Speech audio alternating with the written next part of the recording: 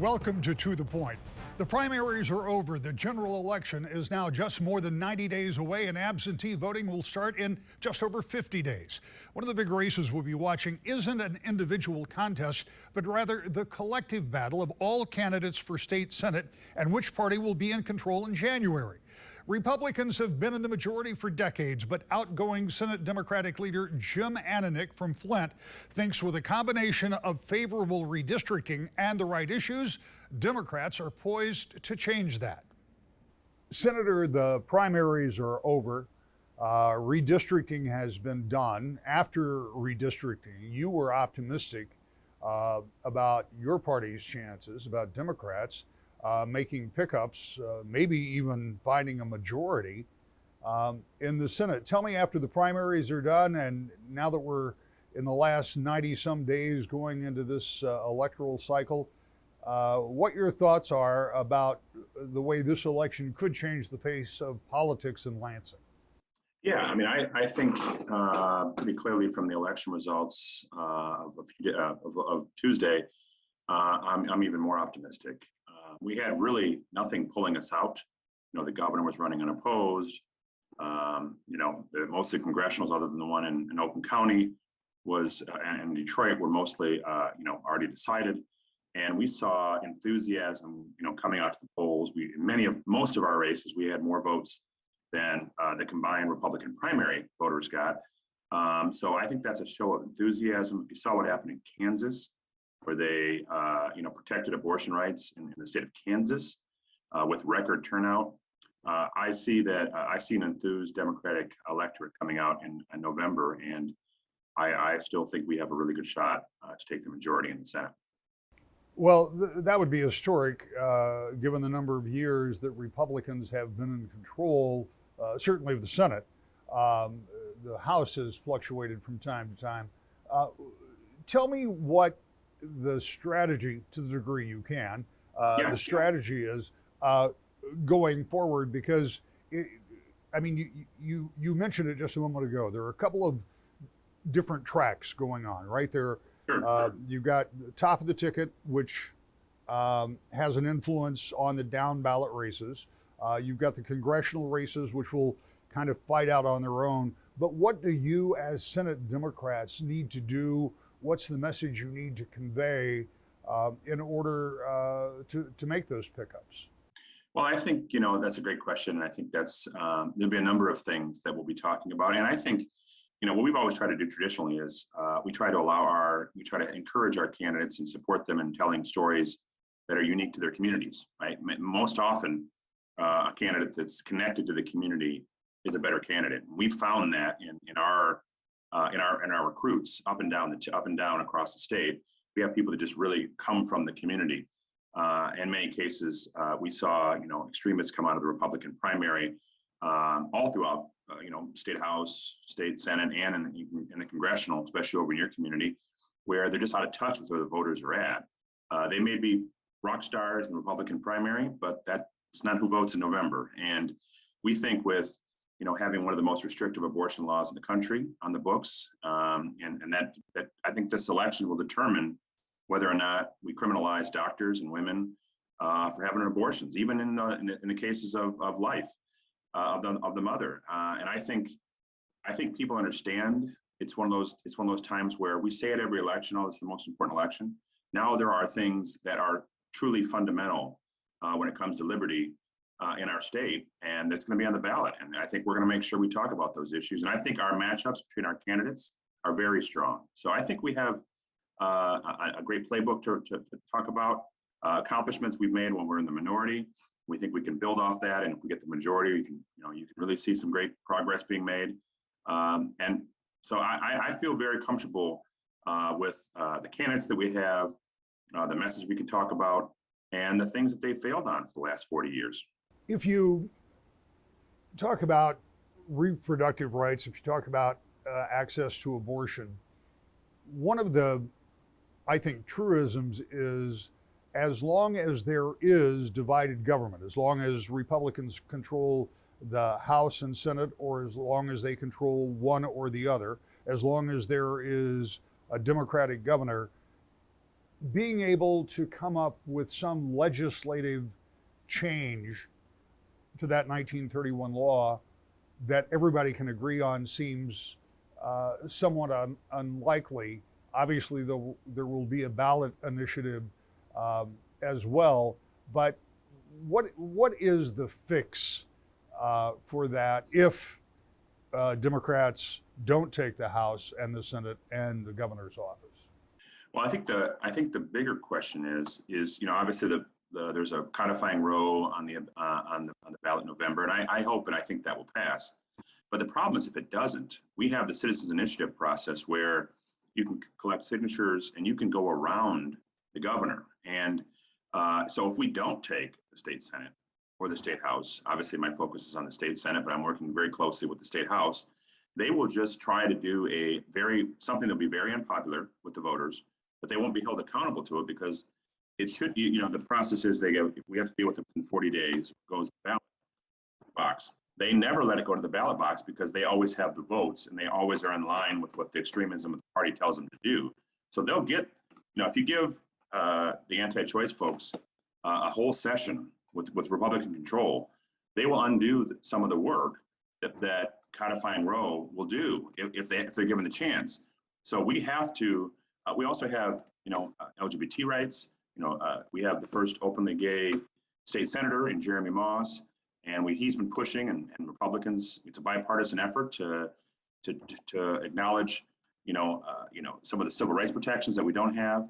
We'll go backwards so far in so many issues if we don't take one of these chambers, because they will just go around the governor with the citizens initiative process. And I think, one, we can't let that happen, and two, if we get the majority, we can stop the going backwards. We can't, go all the way forward that we want to do until we have both chambers. But at the very least, we can't see efforts to go around the governor and get compromise. Because if you have divided government, you're forced to do compromise. We do it all the time in the budget. But with the citizens initiative process, they can go around the will of the people, really. And I think it's really something that people have to understand how important it is for us to take this chamber back.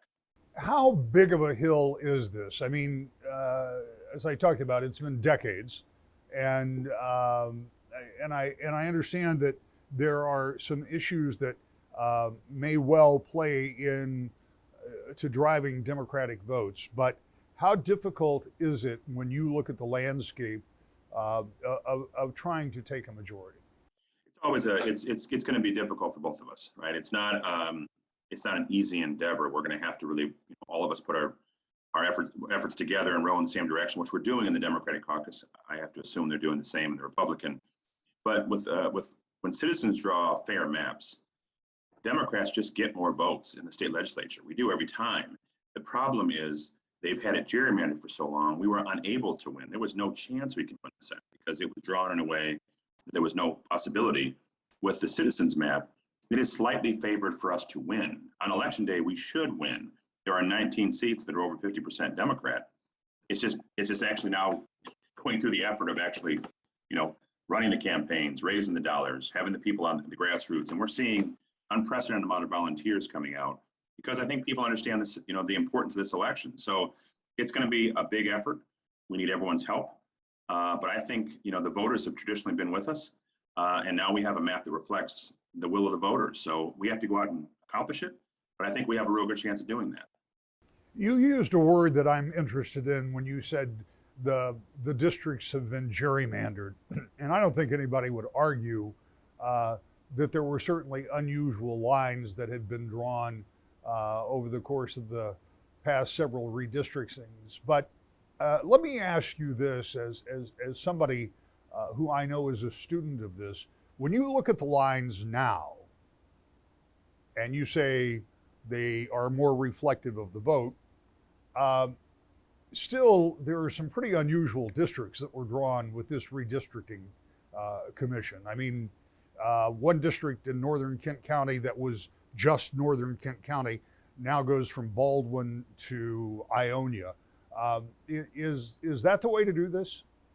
I think it shows you how difficult it really is if you're doing it in a way that tries to reach partisan fairness, which is really what the goal should be. It's not, whenever you look at whenever you look at folks talking about gerrymandering, they always show you these funny looking maps, right? The gerrymandering came from, I think it was New York, where the district looked at the salamander, and that's how they came up with the term. But when your goal is to try to reach fairness so that folks are forced to compromise and talk about things that actual November voters want, sometimes you have to make districts that geographically look unusual, but there are commonalities between the types of voters and the partisanness of the voter. And we have a bunch of districts that are basically right around 50-50. And I think that should be the goal always. Like, they packed a bunch of Democrats in my district. I couldn't lose a November election. In all the years I was in Lansing, if I killed somebody, I still would have, to quote the former president, I could kill somebody and still get elected in Flint.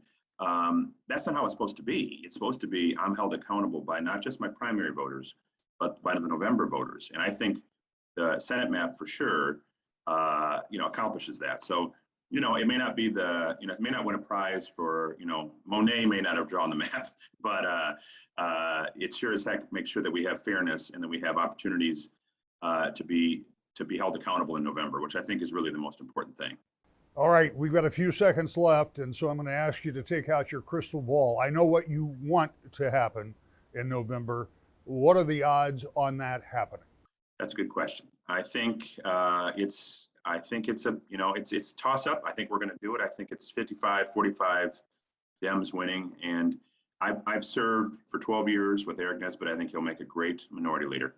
And I really look forward to helping him, giving him my knowledge as minority leader of how to do it well.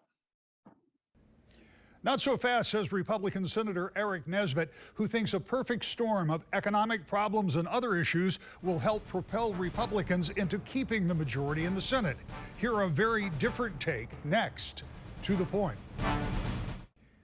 Welcome back to the Point, the race within the race. That might be the way to look at our subject this morning. Each individual candidate for state Senate must run and win or lose on their own merit.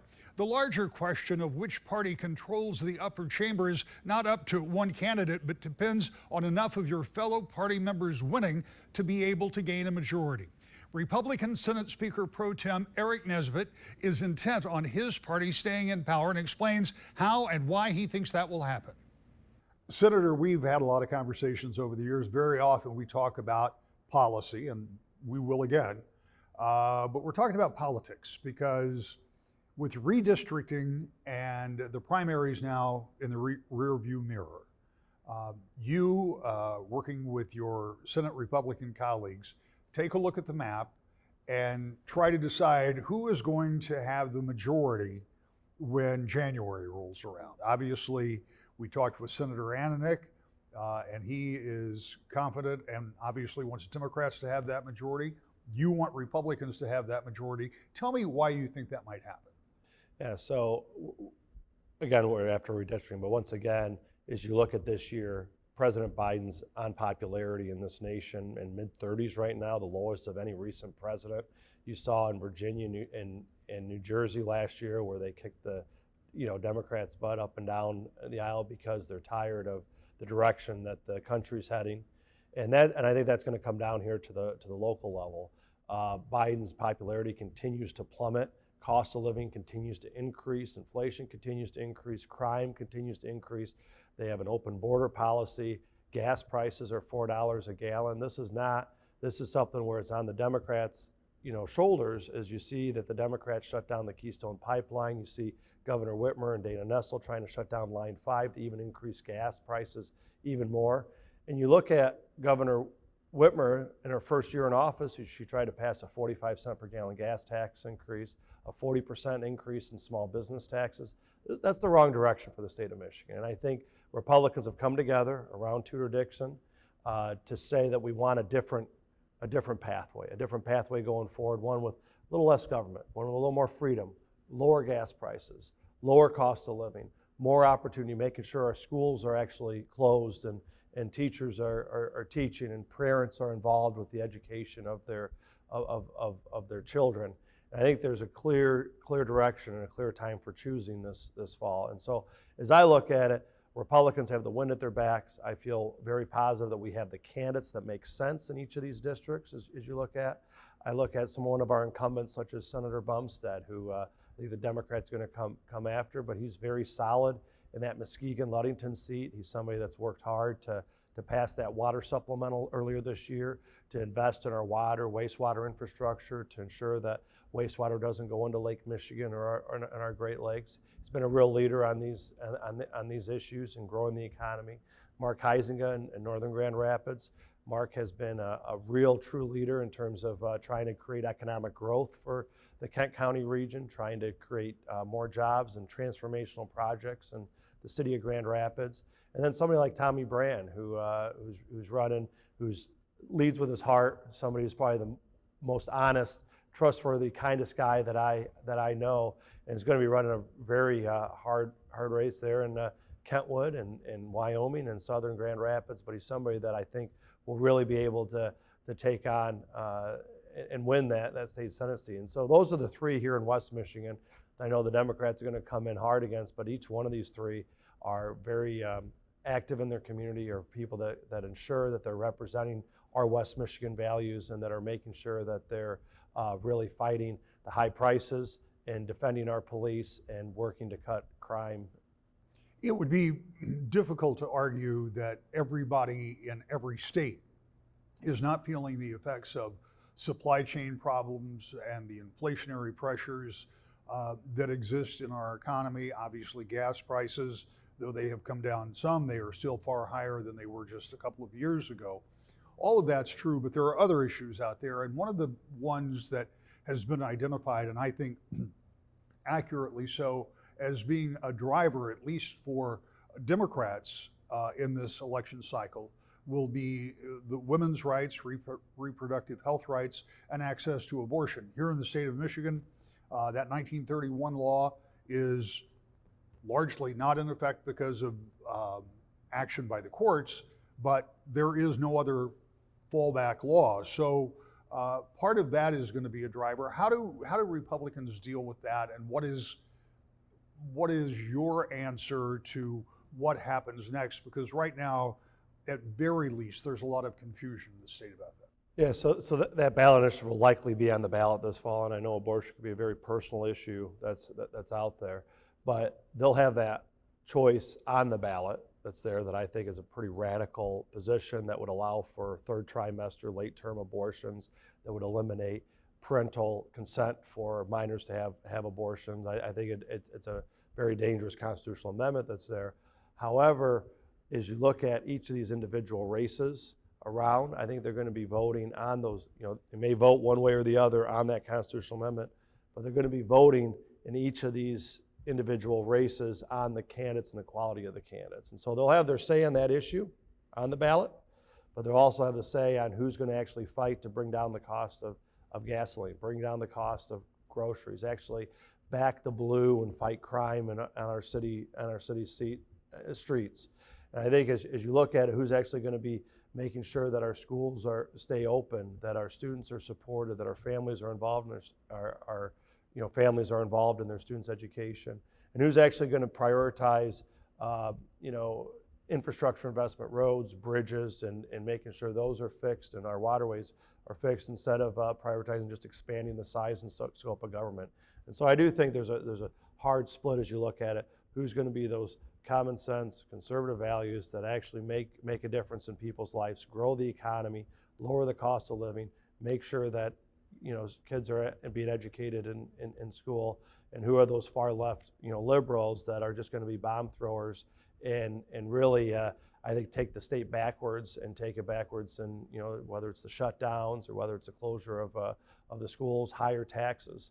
And I think you see that with somebody like you take Representative LeGrand out of Grand Rapids, who's running for the state Senate, one of the most far left progressive records in the state house, that has voted for higher taxes, voted for more spending, voted against our police officers. And I think that's just a wrong position where people, I think as they look at that comparison, I think they're going to see that Senator Huizenga is the one to go with. When you talk about spending, this is a little bit off the course of what we're talking about because this is about the campaign coming up, but it kind of plays into this. Thinking back to this last cycle of putting together a budget, Republicans in the legislature and the Democratic governor, Governor Whitmer, came to agreement on a really big spending plan. And part of that was based on the extra tax revenues from the state. And we know there's a lot of federal money that still exists and remains in the Treasury. Are you concerned that if you get a majority, if you maintain a majority in the Senate and going forward, that majority is going to have to deal with an ever-shrinking budget? In other words, do you think the revenues that we have in state government right now are sustainable? This is why we need to concentrate on the growth of the Michigan economy. I think too often, too many folks, whether it's Governor Whitmer, whether it's lobbyists in Lansing, are trying to concentrate on this fixed pie. And it's how do you create growth in the state? How do you attract individuals? And that's through our tax policy. This is why we fought earlier this year with, I fought with, Representative Hall and myself. We both issued tax plans that would lower taxes on small businesses, lower taxes on families and seniors and hardworking people here in Michigan. And the governor vetoed both of those plans. We have $8 billion still on the books. Yes, you talked about the budget plan. The governor wanted to spend every last dime of it. We're like, we don't know where the economy's heading. Let's keep stuff on the books. And let's also try to fight for a tax relief. And so there's still $8 billion on the books, but we also paid down $2.5 billion worth of debt, long-term liabilities. This means that those debt payments aren't owed in the future anymore, that we're being responsible.